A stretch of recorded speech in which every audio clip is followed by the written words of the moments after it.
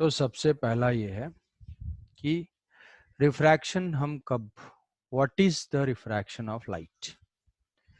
Light बताया था तुम्हें कि लाइट क्या है। लाइट एक एनर्जी है। लाइट एक एनर्जी है for which our human eye is most sensitive.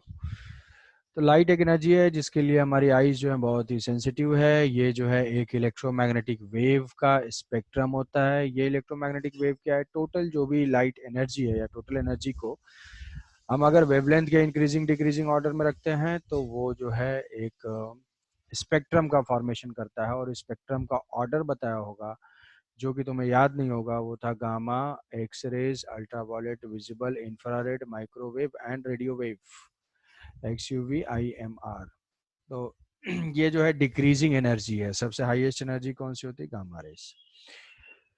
तो अब ये जो लाइट है उस लाइट में हम किस रीजन के लिए कंसर्न्ड हैं, विजिबल रीजन के लिए कंसर्न्ड हैं। विजिबल के लिए जो वेवलेंथ होती है वो क्या होती है, वेवलेंथ होती है, वो बताया था 3000 एंगस्ट्रॉम से लेके 7000 एंगस्ट्रॉम तक। ठीक है। तो अब किसी भी वेव के लिए, कोई भी वेव है तो उसकी स्पीड जो होती है that v is equal to F lambda. ठीक है, v is equal to F lambda, where v is the velocity, velocity and lambda is the wavelength. ये है वेवलेंथ। ठीक है, ये है wavelength. f is the frequency, f जो है ये होता है फ्रीक्वेंसी। तो एक पहला most important characteristic, frequency is the true DNA of any wave. Frequency जो है वो डीएनए ऑफ वेव है। मतलब क्या है, वो चेंज नहीं होती है। जैसे डीएनए चेंज नहीं होता है, frequency is DNA of wave या डीएनए ऑफ लाइट वेव। तो मतलब क्या है कि ये फ्रीक्वेंसी कभी भी चेंज नहीं होगी। ठीक है, फ्रीक्वेंसी कभी भी चेंज नहीं होगी। तो अगर मीडियम चेंज होगा जो कि रिफ्रैक्शन में होता है, रिफ्रैक्शन क्या है, when light, the bending of light, हम डिफाइन करते हैं refraction. Refraction is the bending of light due to the motion from one medium to another medium. कि अगर लाइट जो है वो मीडियम 1 से मीडियम 2 में एंटर करती है तो अपने स्ट्रेट लाइन पाथ से बेंड होती है। अब वो किस डायरेक्शन में बेंड होगी ये डिपेंड करेगा हमारे मीडियम की प्रॉपर्टी पे।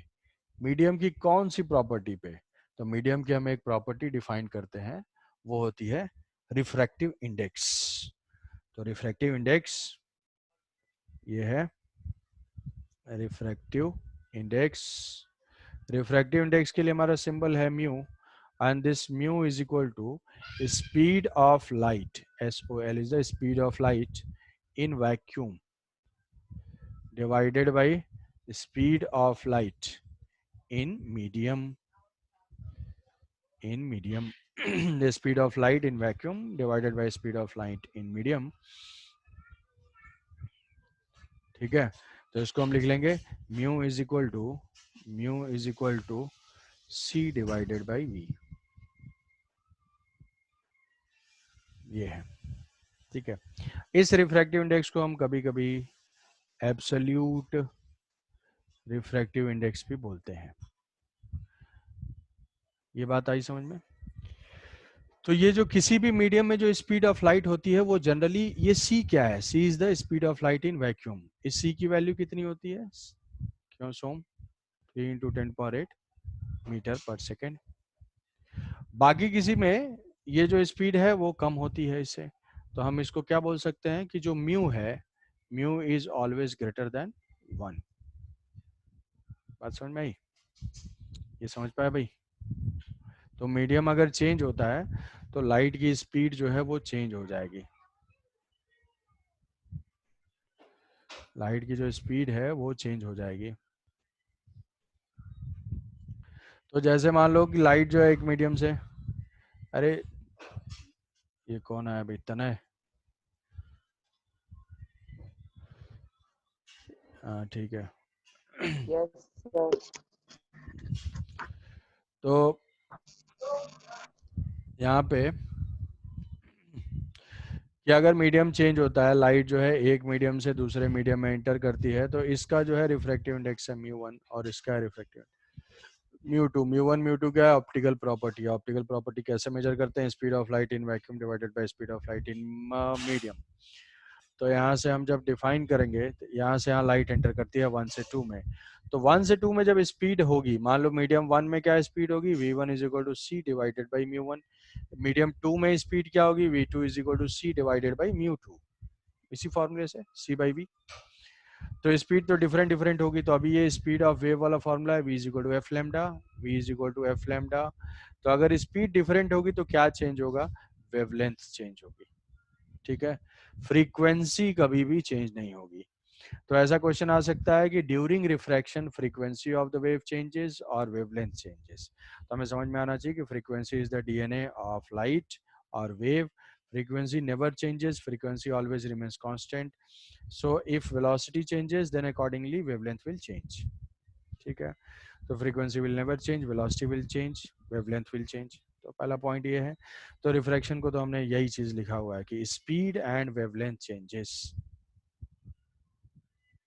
यहाँ पे है स्पीड एंड वेवलेंथ चेंजेस, कि यहाँ पे ये speed and wavelength changes, frequency hands colour, ठीक है। कलर भी जो है चेंज नहीं करता है, क्योंकि कलर जो है वो वेवलेंथ की प्रॉपर्टी नहीं होती, कलर जो है वो फ्रीक्वेंसी की प्रॉपर्टी है। इसीलिए जैसे रेड कलर, अगर तुमको कोई एयर में देख रहा है रेड कलर का टी शर्ट पहने हुए, या तुम स्विमिंग पूल में चले गए, पानी के अंदर हो, तो भी बाहर से जो है वो रेड कलर ही दिखाई देगा। ऐसा नहीं है कि मीडियम चेंज हो जाएगा तो उसका कलर चेंज हो जाएगा। क्यों? क्योंकि कलर जो है वो फ्रीक्वेंसी के ऊपर डिपेंडेंट है, ठीक है। अब उसके बाद हमारे रिफ्रैक्शन के लॉज हैं। रिफ्रैक्शन के लॉज हैं, और रिफ्रैक्शन के लॉज क्या हैं? दो हैं, कि ये मान लो ये क्या है? दिस इज द इंटरफेस, और ये है हमारा नॉर्मल, ये है इंसिडेंट रेज, और ये है रिफ्रैक्टेड रेज। ये क्या है? It is the refractive index. तो यहाँ पे है कि फर्स्ट लॉ है कि I R N are in same plane. First law है कि incident rays, refracted rays and normal are in same plane. और सेकेंड है स्नेल्स लॉ। स्नेल्स लॉ क्या कहता है? कि Snell's law is the mu 1 sine I is equal to mu 2 sine R.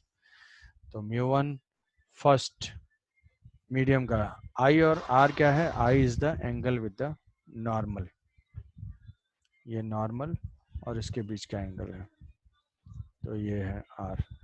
तो mu 1 into sine I is equal to mu 2 into sine R. तो इसको हम ऐसे लिख सकते हैं कि mu into sine theta is equal to constant, ऐसा भी लिख सकते हैं, mu into sine theta is equal to constant. तो ये जो है वेक्टर फॉर्म है, वेक्टर फॉर्म के लिए भी छोड़ दोगे, क्रॉस प्रोडक्ट में लिख सकते हैं। तो पहला चीज़ ये है, अब एक क्वेश्चन है कि ऐसा है, जैसे मान लो कि ये दो हैं, ये दो स्लैब हैं और ये नॉर्मल है। यहाँ पे ये एयर है और ये लाइट जो है एंटर कर रही है, यहाँ पे एंगल ऑफ इंसिडेंस है आई, और फाइनली मान लो कि लाइट यहाँ से जो है ऐसे जा रही है, ये है ई, बाहर एयर है। तो क्या होगा answer? I is equal to E, I is more than E E, data insufficient. बताओ भी तने,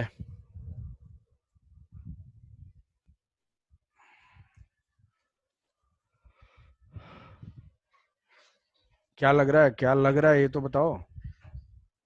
आंसर क्या होगा वो नहीं तो कुछ लगना भी तो चाहिए। नींद लग रही है।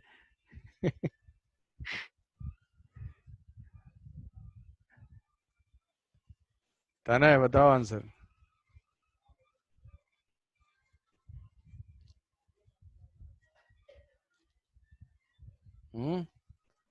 अरे कुछ तो बोलोगे, जगे हुए हो, सो रहे हो, क्या है?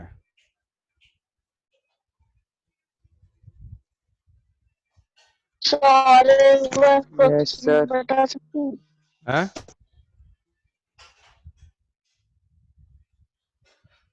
क्या आंसर बताना है कि दो स्लैब हैं और सर, दोनों डिफरेंट हैं। ये जो है ये μ1 है, ये μ2 है।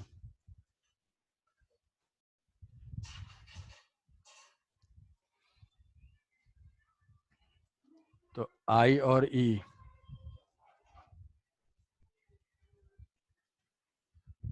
बताओ बताओ, कुछ तो बताओ, कौन सा आंसर करेक्ट होगा? ए है, बी है, कौन सा है करेक्ट? तो I और E दोनों सेम सर होंगे। Option C. Option C. और कोई भाई?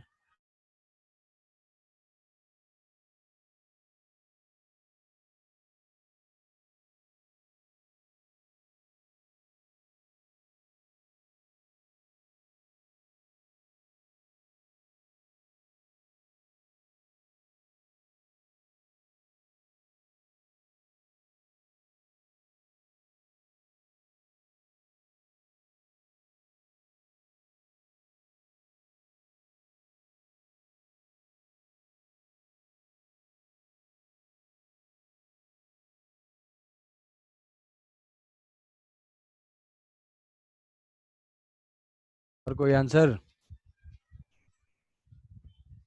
अबे देखो, अच्छा, ये आंसर जो है कोई चैट कर रहा है ये। हाँ sir, please repeat the question sir, I got disconnected there. अच्छा, यहाँ पे दिया हुआ कि टू पैरेलल स्लैब्स हैं, टू पैरेलल स्लैब्स हैं, और ये जो है इस पॉइंट पे इंटरफेस इंसिडेंट हो रहा है, ये इस पॉइंट पे इंसिडेंट हो रहा है और फाइनली इस फेस से इमर्ज कर रहा है।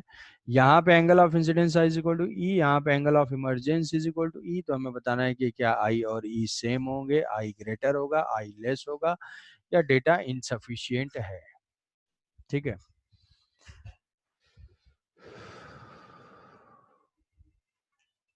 समझ पा रहे हो स्वयं प्रभा? Any answer?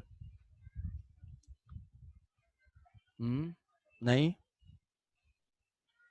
कोई बात नहीं। देखो, यहीं पे देखो, इसी ये जो डायग्राम है इसी में देखो, यहाँ पे हमने क्या लिखा है कि ये एयर है और ये एयर है। मतलब क्या हुआ कि यहाँ पे जो ये μ1 बताया हुआ है, ये μ1 एंड μ5 सेम है। अगर मतलब ये एयर है और ये भी एयर है, ये भी एयर है और ये भी एयर है, दोनों एयर है। तो ऐसे केस में, ऐसे केस में हम क्या लिखेंगे? यहाँ पे ये स्नेल्स लॉ लिखेंगे। जैसे मान लो यहाँ पे लाइट रे एंटर किया है, यहाँ पे ये I1 है, ये R1 है, तो ये दोनों फेसेस पैरेलल हैं, तो ये क्या हो जाएगा? ये भी R1 हो जाएगा। यहाँ से रिफ्रैक्ट हुआ, मान लिया इसको अल्फा बता दिया, तो ये भी यहाँ पे भी एंगल अल्फा होगा। फिर ये रिफ्रैक्ट हुआ, 3 से 4 में गया तो ये बीटा हुआ, ये बीटा हुआ, बीटा से बाहर गया तो ये हो गया ई। तो हम क्या करेंगे? Snell's law point of refraction पे अप्लाई करते हैं। तो एक बार स्नेल्स लॉ यहाँ पे अप्लाई कर देंगे, एक बार स्नेल्स लॉ यहाँ अप्लाई कर देंगे, एक बार यहाँ अप्लाई करेंगे, एक बार यहाँ अप्लाई करेंगे। तो हमें 4 टाइम्स स्नेल्स लॉ अप्लाई करना है। तो यहाँ पे अगर स्नेल्स लॉ अप्लाई करेंगे तो क्या होगा इक्वेशन? 1 इंटू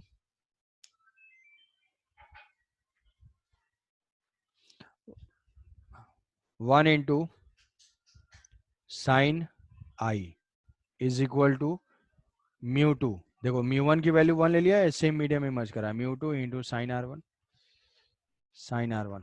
फिर इस पॉइंट पे अगर स्नेल्स लॉ अप्लाई करेंगे तो एंगल R1 ही है। क्या लिखेंगे? μ1 नहीं μ2 into sine R1 is equal to μ3 into sine alpha. यहाँ पे लिख लिया। फिर यहाँ पे स्नेल्स लॉ, एंगल है अल्फा एंड बीटा, तो यहाँ पे क्या लिखेंगे? μ3 sine alpha is equal to μ4 sine beta. फिर यहाँ अप्लाई करेंगे तो क्या हो जाएगा? μ4 sine beta is equal to μ5 sine E. अब ये मल्टीप्लाई कर दो सबको, मल्टीप्लाई करेंगे तो ये कैंसिल आउट हो जाएगा, ये कैंसिल आउट हो जाएगा, ये कैंसिल आउट हो जाएगा। ये क्या हो जाएगा? ये μ5 क्या है? μ5 भी एयर है, तो यहाँ से sine I is equal to sine E, तो ये हो जाएगा sine I is equal to sine E. इसका मतलब क्या हो जाएगा? I N E. आंसर हो जाएगा इसका ए। आया समझ में?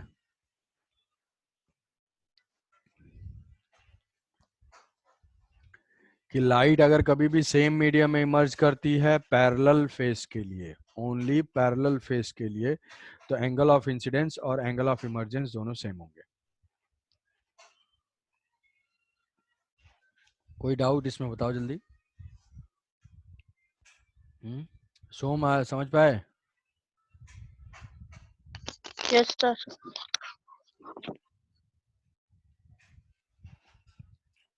तो ये चीज, ये क्वेश्चन जो है पैरेलल फेस के लिए, बिल्कुल पैरेलल फेस के लिए विथ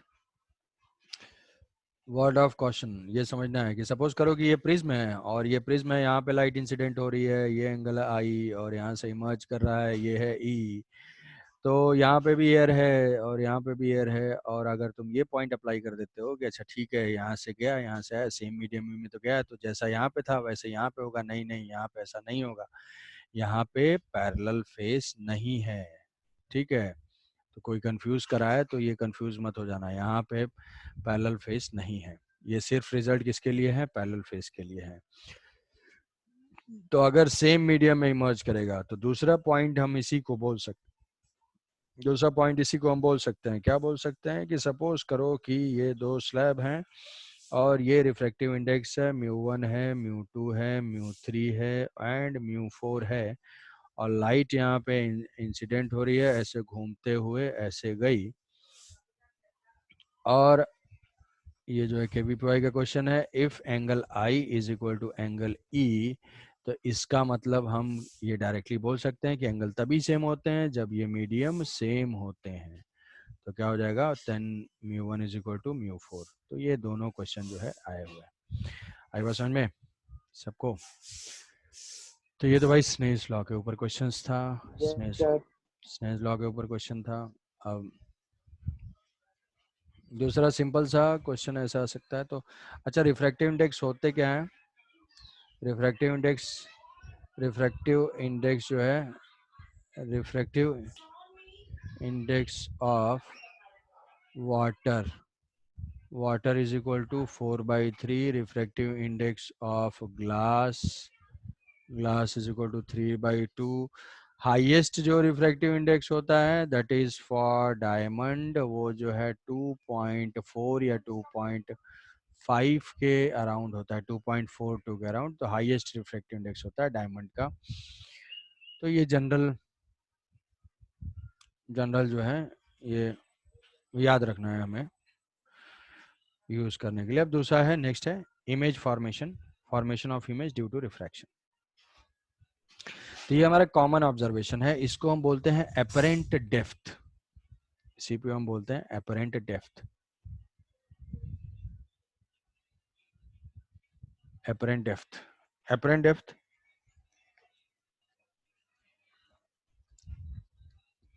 तो जैसे मान लो इसी को बोलेंगे इमेज फॉर्मेशन। तो इमेज के लिए जैसे बताया था तुम्हें कि ऑब्जेक्ट और इमेज होता क्या है, कि जो इमेज है वो कैसे फॉर्म होता है, रिफ्रैक्टेड रेज के इंटरसेक्शन से। तो ये हमने एक ऑब्जेक्ट लिया, ये ऑब्जेक्ट जो है ये इसके अलोंग दो रेज जा रही हैं, तो एक रेज यहाँ से है।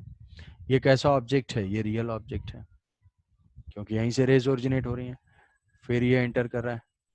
अच्छा, ये चीज देखो कि कब हम डिसाइड करेंगे कि ये जो रेज है away from normal towards normal bend हो रही हैं, क्योंकि स्नेल्स लॉ देखो तो ये म्यू साइन थीटा है इज इक्वल टू कांस्टेंट है। ठीक है, तो अब अगर म्यू ज्यादा होगा, प्रोडक्ट तो कांस्टेंट है, तो साइन थीटा कम होगा, मतलब थीटा क्या होगा, कम होगा।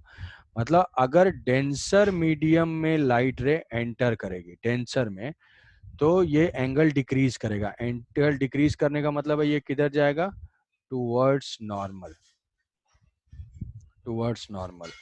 और अगर रेयरर मीडियम है, रिफ्रैक्टिव इंडेक्स कम होगा, तो साइन थीटा इंक्रीज का, तो रेयरर मीडियम में अवे फ्रॉम नॉर्मल। ठीक है, तो यहाँ से क्या है, ये मान लिया कि ये ऑब्जेक्ट का मीडियम है और ये म्यू ऑब्जेक्ट लिखा हुआ है, ये जो है म्यू व्यूवर का मीडियम है।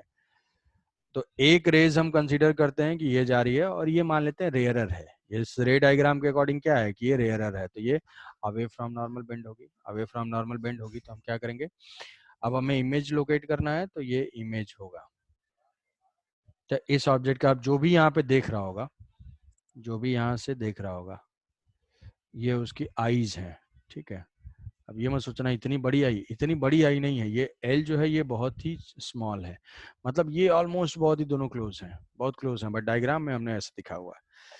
तो कभी भी अगर एंगल स्मॉल होगा, एंगल स्मॉल होगा तो सारे स्मॉल एंगल के लिए हम एक अप्रोक्सीमेशन यूज करते हैं, और वो अप्रोक्सीमेशन ये है कि sine I is equal to sine theta is equal to theta is equal to tan theta.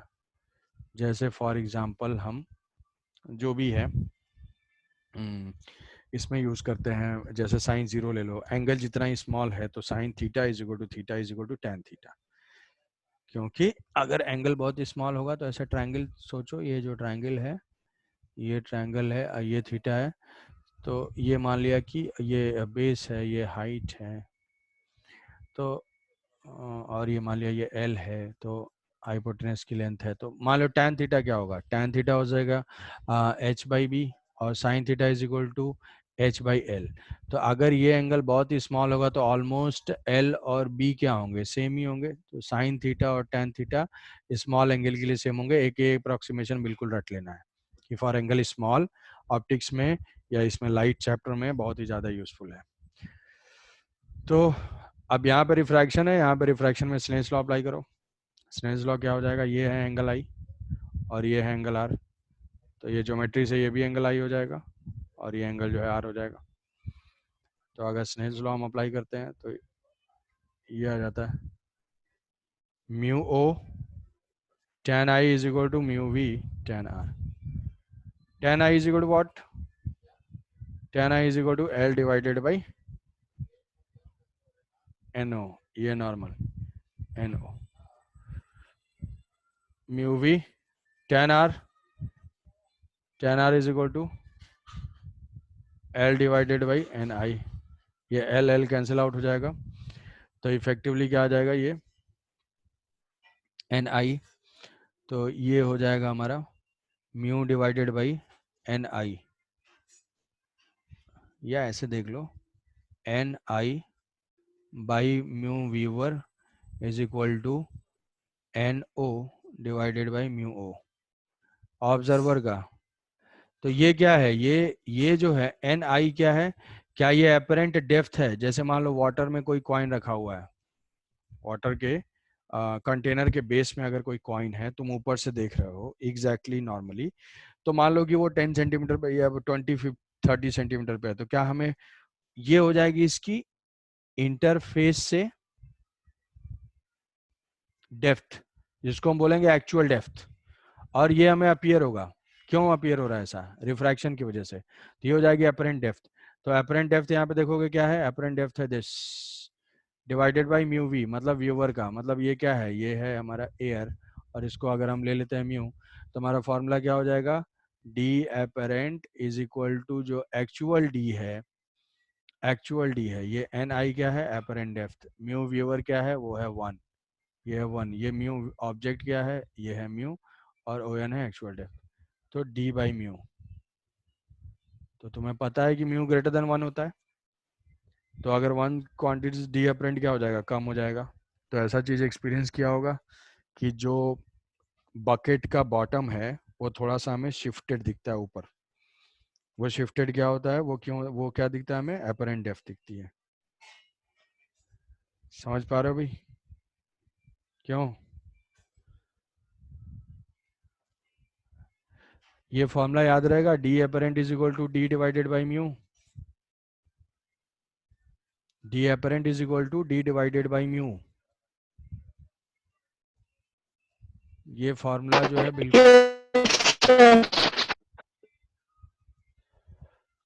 हाँ, d apparent divided by mu. तो देखो एक क्वेश्चन बता रहा हूँ, उसको जो है सॉल्व करना है। क्वेश्चन ये है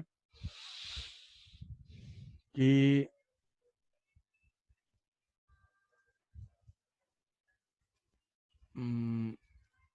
कि ये एक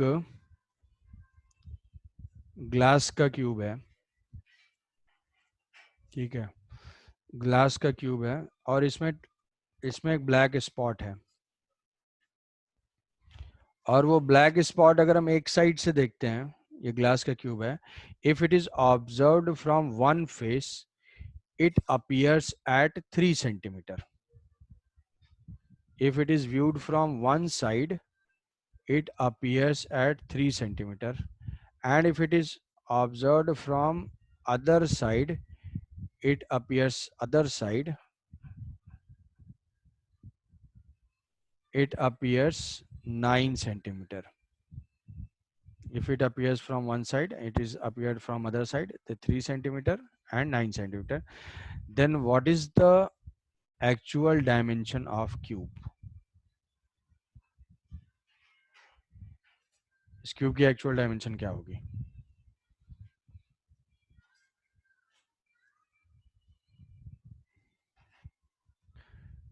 सोच के बताना है भाई।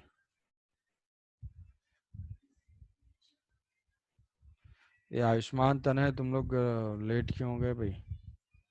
क्लास थी कोई? सर सर फिट जी था 9:45 को खत्म हुआ। रामन का 9:30 तक चला है। 9:30 तक चला है, ठीक है। वैसे इसको रिकॉर्ड कर दिया है तो हम लोग 9:30 से ही स्टार्ट कर सकते हैं मैक्सिमम, उससे ज़्यादा फिर नहीं हो पाएगा। नहीं मतलब मैथ क्लास जब भी होता है वो सर मतलब बहुत एक्स्ट्रा टाइम ले जाते हैं। ज़्यादा एक्साइटेड हो जाते हैं? कौन से हैं मैथ के सर? निशान सर। निशान सर ज़्यादा जोश में रहते हैं? अरे यार, निशान सर से बोल देना कभी कि आशीष सर बोल रहे तो थोड़ा जल्दी छोड़ दिया करो।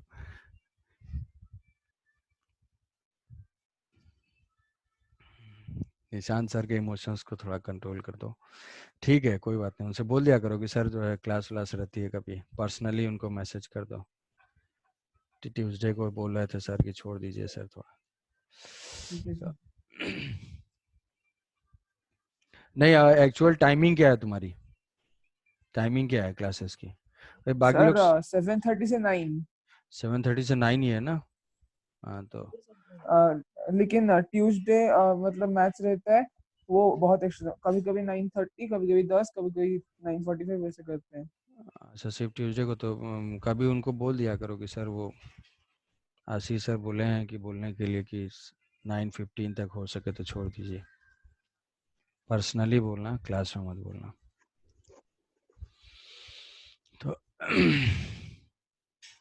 तो देखो ये क्यूब है, क्यूब तो इसको वैसे रिकॉर्ड कर दिया है, इसको रिकॉर्ड करके उसमें एक फाउंडेशन सेक्शन प्लेलिस्ट बना के यूट्यूब पे डाल दूंगा, तो अगर कुछ मिस हुआ हो तो वहाँ से देख लेना। रिफ्रैक्शन हमने स्टार्ट किया है कि ये क्यूब है, क्यूब को वन साइड से हम ऑब्जर्व कर रहे हैं तो वो 3 सेंटीमीटर का दिख रहा है। एक ये क्या है, ये ब्लैक स्पॉट है, ये ट्रांसपेरेंट क्यूब है। ट्रांसपेरेंट क्यूब के इसमें एक ब्लैक स्पॉट है। When this spot is viewed from one side, it appears at a depth of 3 centimeter.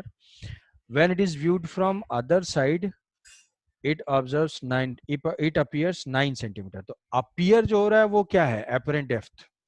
Actual तो है नहीं। Then हमें find करना what is the actual size of the cube. इस cube की जो है actual size क्या है? तो देखो इसको मैं बता दे रहा हूँ तुम्हें। फॉर्मूला क्या याद रखना है? डी एपरेंट, जो एपरेंट होगा that is equal to d divided by mu.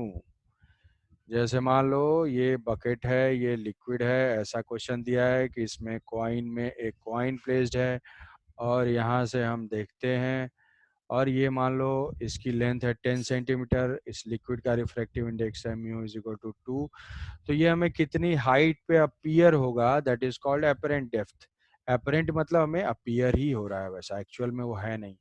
तो this d apparent is equal to 10 divided by 2 is equal to 5 centimetre. ठीक है, तो हमें ये याद रख लेना है, रट लेना है डी बाई म्यू बिल्कुल।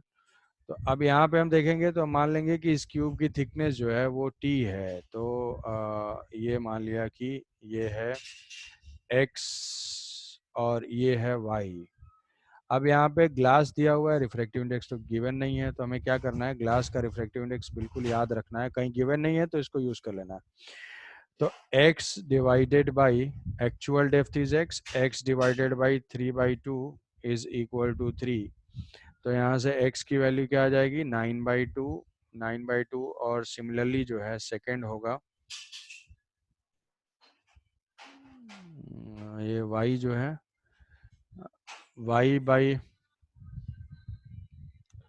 y divided by 3/2 is equal to appear हो रहा है सेकेंड साइड से 9 सेंटीमीटर। तो ये हो जाएगा कितना, ये तो 9 हुआ ना और ये हो गया 27। तो y is equal to 27 divided by 2। तो जो टोटल थिकनेस हो जाएगी this thickness is equal to x plus y, this x plus y is equal to 9 plus 27 divided by 2। तो हो जाएगा 36/2 मीन्स 18 सेंटीमीटर का ये हमारा क्यूब है। ठीक है, तो ये क्यूब का जो डायमेंशन हो जाएगा वो हो जाएगा 18 सेंटीमीटर। ठीक है, समझ गए?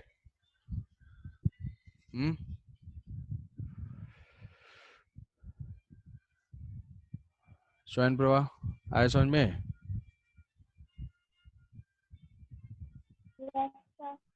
हाँ, तो ये जो है एक दो केसेस और हैं। ये जो है बर्ड है, फिश है, एक ये क्वेश्चन बर्ड एंड फिश वाला है।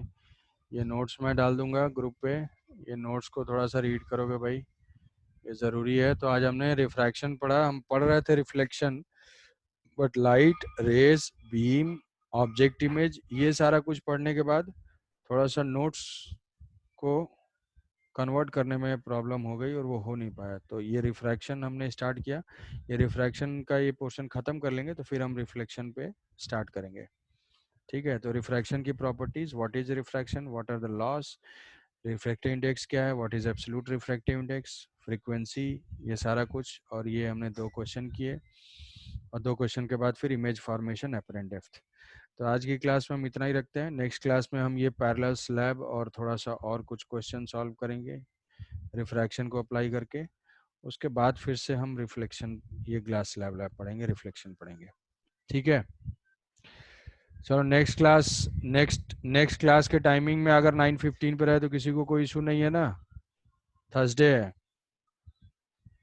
देखो अगर कोई प्रॉब्लम नहीं है तो 9:15 नहीं, सुनो, अगर देखो मैक्सिमम कहाँ तक जा सकता है वो तुम्हारी चॉइस पे है, मैक्सिमम 9:30 तक जा सकता है। ठीक है, तो तुम क्या कर सकते हाँ हो, सर 9:30 रख तो दीजिए। तुम 9:30 से हम लोग स्टार्ट कर सकते हैं और कुछ नहीं होगा। तो अगर तुम्हें कोई प्रॉब्लम नहीं है तो 9:15 कर दो, अगर नहीं तो प्रॉब्लम है तो हम 9:30 से स्टार्ट करेंगे और 9:30 से फिर जो भी है क्लास जब खत्म होगा। ठीक है, तो नेक्स्ट थर्सडे का क्या रहेगा भाई टाइमिंग? 9:30। 9:30, ठीक है 9:30 9:30 रहेगा। और सुनो, ये ज्वाइन करने में जो है तुम्हें प्रॉब्लम हो रही है